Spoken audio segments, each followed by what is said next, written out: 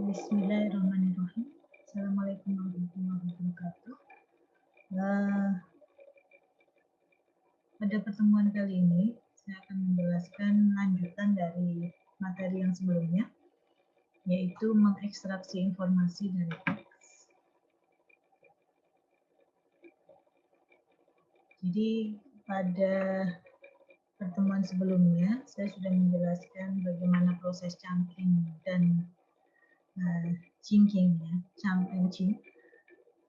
Dan saya juga sudah memberikan tugas, saya sudah lihat sekilas. Hasilnya sudah sebagian sudah sesuai dengan yang saya harapkan. Baik, nah melanjutkan dari setelah kita melakukan proses chunking atau sebenarnya di situ adalah proses pemotongan menjadi chunking. Chunking itu sebenarnya proses memotong-motong kalimat sehingga sesuai dengan yang diinginkan dan akan dievaluasi. Nah, sekarang setelah kita tahu bagaimana proses chunking dan chinking, kita akan masuk ke bagaimana proses mendevelop dan mengevaluasi chunkers. Kita di sini membutuhkan korpus yang sudah ada labelnya atau beranotasi. Jadi dalam korpus itu sudah diberikan label sesuai dengan peruntukannya. Jadi memang ada hanya korpus-korpus tertentu.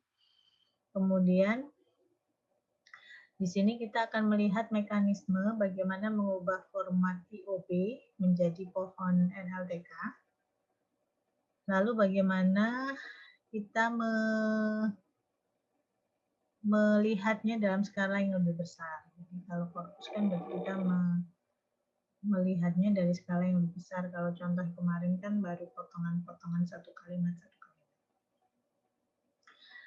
Dan selanjutnya nanti kita akan melihat atau menilai bagaimana keakuratan dari sebuah chunker yang kita bangun. Nah, bagaimana hubungannya dengan korpus yang kita gunakan.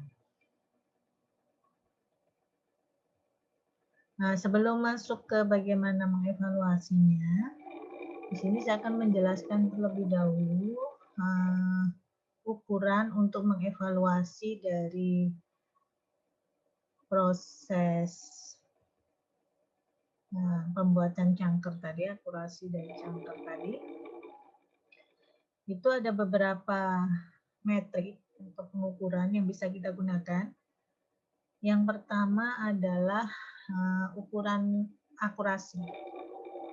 Jadi metrik ukuran akurasi ini ukuran yang paling sederhana yang biasanya digunakan untuk mengevaluasi klasifikasi.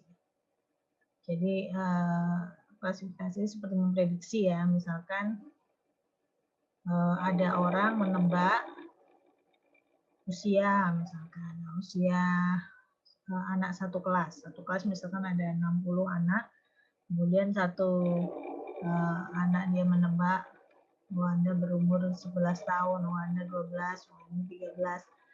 Nah, jumlah yang benar, artinya dari semua tebakan tadi, misalkan ada 60 anak kan, 50 anaknya itu benar ditebak dengan benar, maka itu kita bisa menghitung akurasinya. Jadi akurasinya itu adalah 50/60. Ya. Jadi bisa juga dipakai misalkan kalau ada sebuah sistem yang dipakai untuk mengklasifikasikan jenis kelamin dari nama, ya. Nama, ya, ini bukan orang, ya. Kalau orang kita dengan melihat kita pasti sudah tahu mana yang laki-laki dan perempuan. Meskipun mungkin ada yang berbeda sedikit, itu kan bisa dikatakan suatu anomali.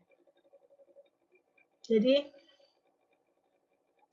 kalau kita membuat sistem yang dalam natural language processing, kita ingin mengklasifikasikan jenis kelamin dari nama, jadi kita punya nama-nama dalam sebuah kalimat kita ingin mengklasifikasikan ini itu menjadi nanti he atau she. Nah, jadi kita hanya mengklasifikasikan namanya saja. Misalkan ada 80 nama, kita lakukan proses pengujian, ternyata 60-nya benar, sedangkan yang lainnya salah, maka dikatakan akurasinya itu adalah 60 per 70. 60 per 80, atau sama dengan 75%.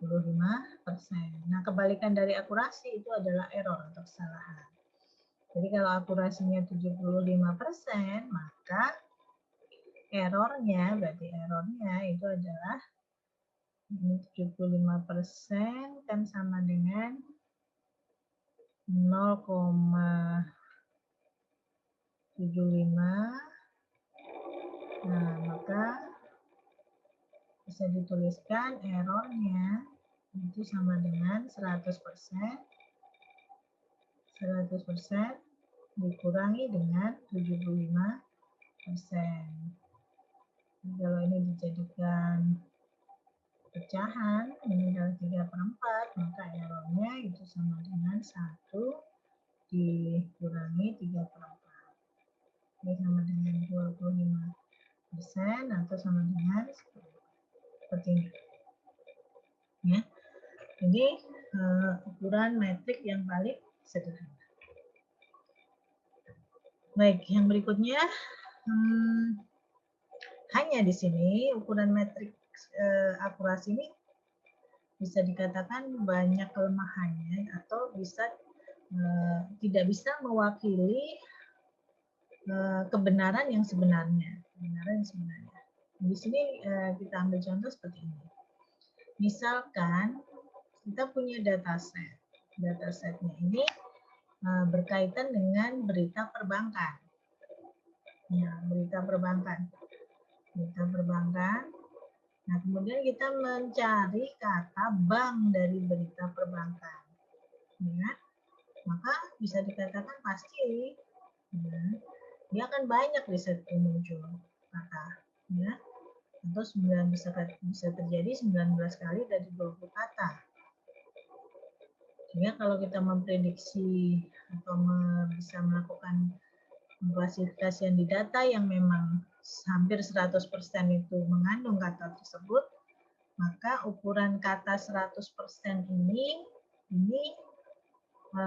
bisa dikatakan 100% yang meragukan gitu ya. Meragukan itu maksudnya gimana ya?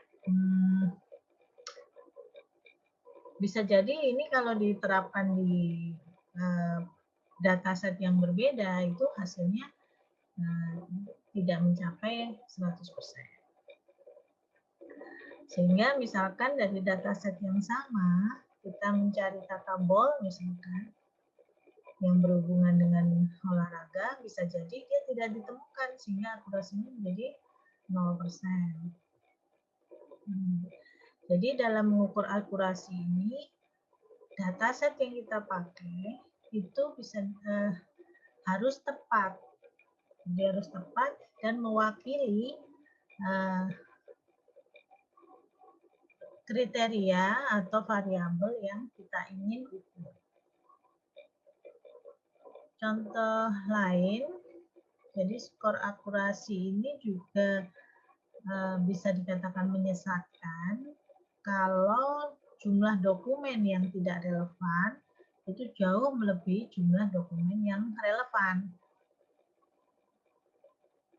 Ya, jumlah dokumen, jadi misalkan kita mencari, ini tadi contohnya, jumlah dokumen yang relevan, kalau kita cari kata ball, misalkan ya, dari dataset perbankan, maka jumlah dokumen yang relevan kan sedikit sekali. Kalaupun ada ya 1-2. Sehingga ini tidak bisa dikatakan 0%-nya itu akurasi yang benar. Karena memang jumlah dokumen yang relevan itu tidak banyak. Gitu. Sehingga di dalam kalau kita mengukur data dengan menggunakan akurasi, dataset yang kita pakai itu harus balance. Balance itu artinya ya kata apapun yang kita cari harus sesuai dengan dataset yang kita miliki. Jadi kalau kita mempunyai dataset berkaitan dengan perbankan misalkan, maka ya semua yang berhubungan dengan perbankan, misalkan customer, kemudian berhubungan dengan